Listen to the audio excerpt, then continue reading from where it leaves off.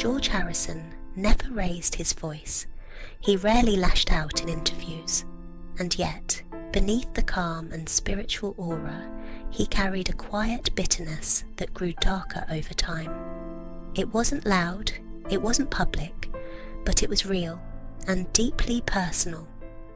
Known to the press as the quiet Beatle, Harrison's silence was often mistaken for serenity, when in truth it concealed years of resentment. His early experiences in the band left him feeling sidelined, creatively stifled and frustrated.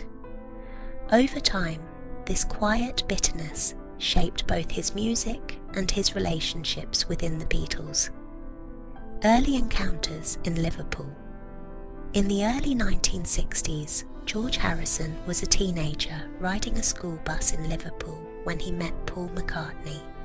They bonded over music, sharing chords, records, and a love of skiffle and early rock and roll.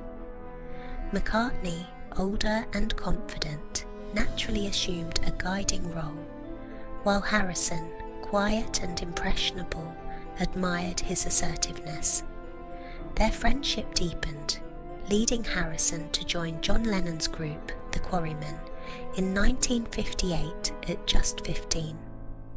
Lennon initially thought Harrison was too young, but McCartney arranged a second audition. Harrison impressed Lennon with his guitar skills, playing the lead line from Raunchy, a moment that set him on the path to rock history. Stepping into someone else's story. From the start, Harrison entered a band defined by Lennon and McCartney. The Lennon-McCartney songwriting partnership dominated the Beatles' identity, crafting the vision and creative direction. Harrison followed, absorbed, and learned, often content for a time to play a supporting role. But as fame escalated, so did his awareness of being sidelined. His ideas were often overlooked, guitar arrangements second-guessed, and songs passed over. Even in moments of success, Harrison struggled to assert himself. The quiet admiration he initially felt for Lennon and McCartney slowly began to mix with frustration, laying the foundation for a simmering tension that would eventually shape his artistic choices. The quiet underdog Harrison earned the nickname the Quiet Beatle, partly thanks to the press romanticising his introversion. But to those close to him, it was something heavier. He was beginning to feel suffocated, creatively and personally, as McCartney and Lennon dominated the studio. Harrison had musical ideas and spiritual awakenings he wanted to express, yet his voice often felt drowned out. Paul's perfectionism and controlling tendencies contributed to this tension. Harrison later admitted that years of subtle undermining had affected him deeply, particularly in his guitar playing. The admiration he once held for his bandmates had started to warp into quiet resentment, a feeling he carried privately for years. Breaking point in the studio. By 1968, during the White Album sessions, Harrison had grown confident as a songwriter, ready to contribute more fully. Yet the studio atmosphere remained tense. Paul McCartney had assumed a de facto leadership role, directing sessions with precision, while John Lennon grew increasingly distracted by his personal life. Harrison, no longer willing to be overlooked, began to assert himself. The Let It Be sessions in early 1969 exposed cracks that had long been building. One notable moment occurred during rehearsals for Two of Us, when Harrison calmly but firmly challenged Paul's direction.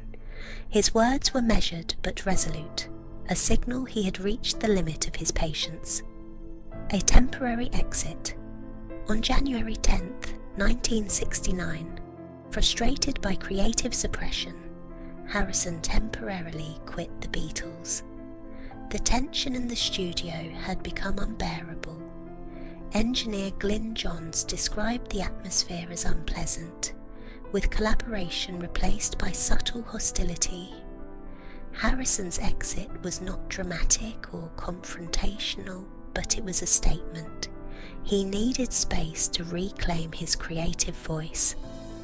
Paul, focused on maintaining the band's vision, did not fully grasp the impact of his controlling tendencies on Harrison.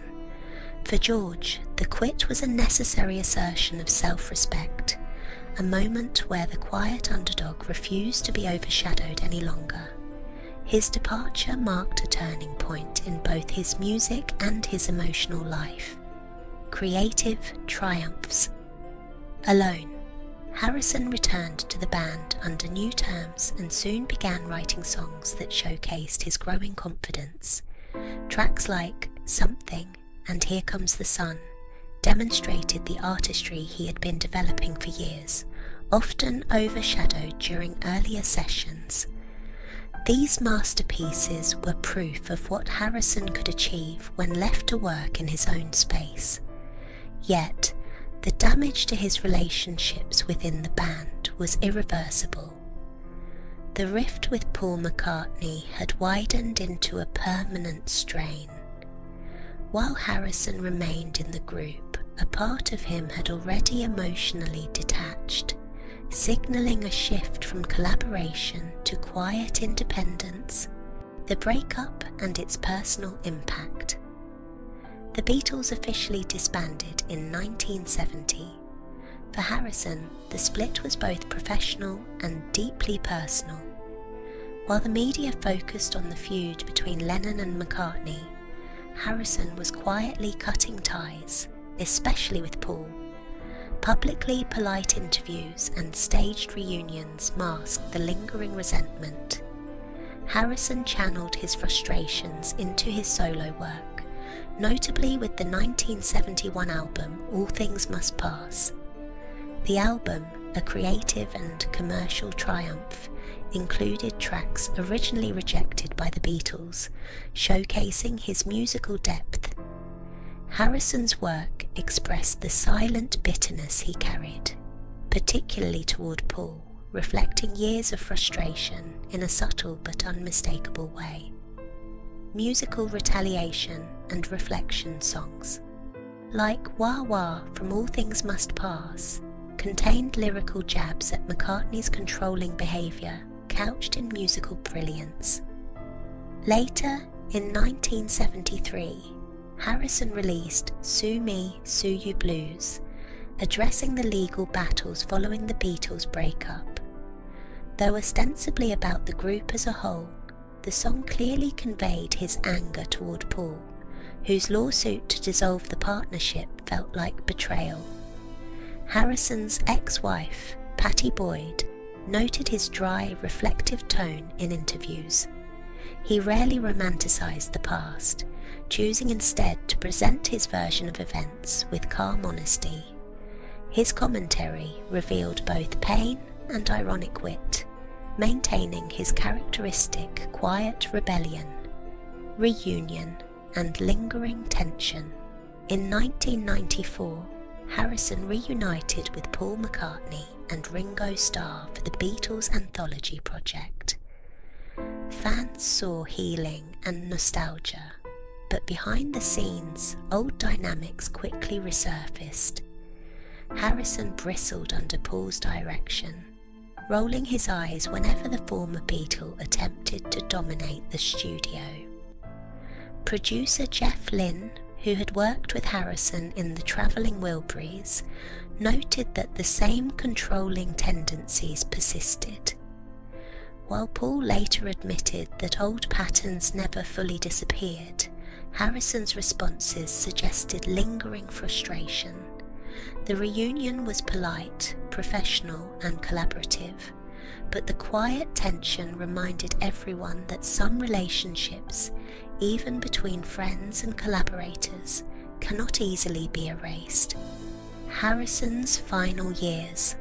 By 1997, Harrison was diagnosed with throat cancer.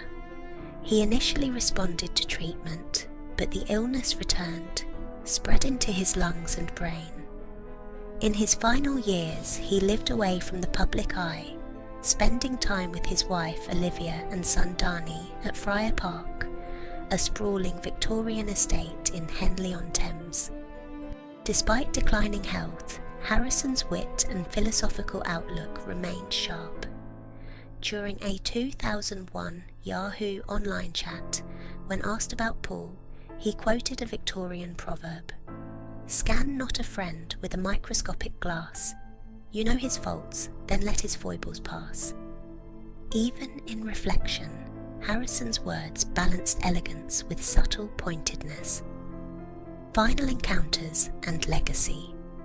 Harrison's final meetings with old friends included Paul McCartney. Their last moments together were quiet and personal, far removed from the tension of their youth. Paul described sitting with George, holding hands and sharing jokes, a moment of intimacy and reconciliation. Harrison passed away on November 29, 2001, at a friend's home in Los Angeles, surrounded by loved ones. His final words, according to Olivia, were simple: love one another. Even in death, the complexities of his relationships lingered, reflecting a life lived with both devotion and quiet struggle. Harrison left behind music, spiritual insight, and an enduring example of silent resilience, the silent rebellion. George Harrison's life was defined by contrasts: quiet yet intense, spiritual yet frustrated, loyal yet independent. Within the Beatles, he carried a private bitterness, especially toward Paul McCartney, that never fully disappeared. Yet he transformed that tension into profound music, demonstrating both skill and emotional depth. Harrison was never the loudest Beatle, but his silence carried meaning. Through decades of collaboration, conflict, and solo achievement, he proved that restraint can be powerful and that even unspoken struggles can shape a legacy. George Harrison remains a testament to the quiet strength of the artist, overlooked, underestimated, but ultimately unforgettable.